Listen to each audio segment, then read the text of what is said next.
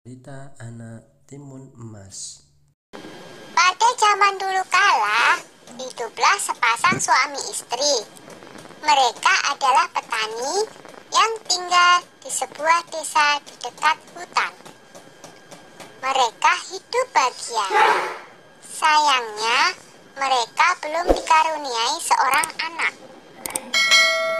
Setiap hari mereka berdoa kepada Yang Maha Kuasa agar segera dikaruniai seorang anak. Suatu hari, seorang raksasa melewati tempat tinggal mereka. Raksasa itu kemudian memberi sebuah biji mentimun. Tanamlah biji ini, nanti kau akan mendapatkan seorang anak perempuan, kata raksasa. Terima kasih raksasa, kata suami istri itu. Tetapi ada syaratnya. Pada saat usianya 17 tahun, kalian harus serahkan anak itu kepadaku, saut raksasa. Tanpa pikir panjang, mereka segera menerima biji itu dan menyetujuinya. Suami istri itu kemudian menanam biji mentimun itu. Setiap hari mereka merawatnya dengan baik. Beberapa bulan kemudian, tumbuhlah sebuah mentimun yang berwarna keemasan. Buah mentimun itu semakin lama semakin besar dan berat. Ketika masak, mereka memetiknya. Dengan hati-hati, buah itu pun mereka potong. Betapa terkejutnya mereka, karena di dalam mentimun itu ada seorang anak bayi perempuan yang cantik dan lucu. Tahun demi tahun berlalu, timun mas tumbuh menjadi gadis yang cantik jelita. Kedua orang tuanya sangat bangga padanya. Tapi mereka juga takut, karena pada usia 17, mereka harus menyerahkan timun emas kepada raksasa sesuai dengan perjanjian mereka. Ketika timun emas berumur 17 tahun, si raksasa datang.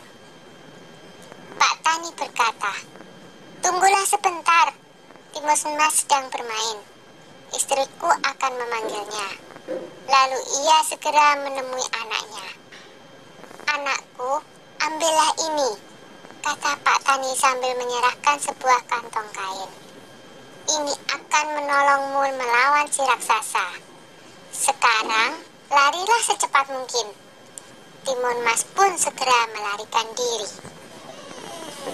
Raksasa segera berlari mengejar timun mas.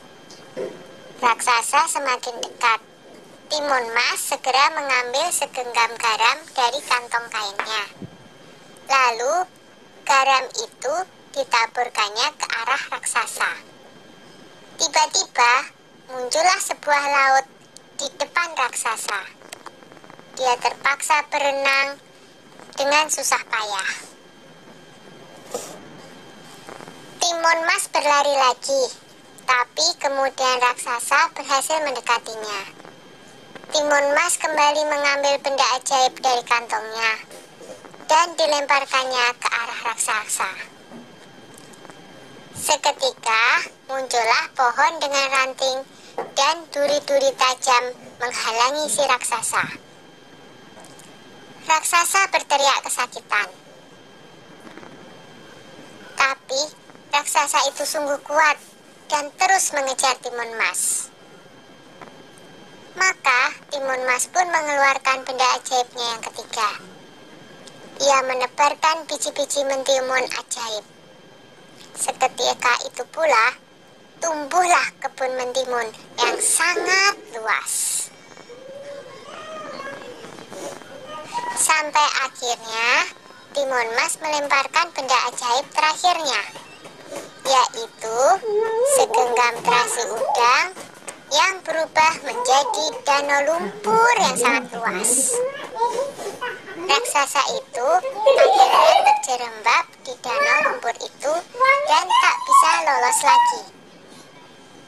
Timun mas selamat dari kejaran raksasa. Timun Mas pun kembali ke rumah orang tuanya. Ayah dan ibunya sangat senang melihat Timun Mas berhasil selamat. Sejak saat itu, mereka hidup bahagia bersama-sama. Sudah dulu ya cerita Timun Masnya. Jumpa lagi.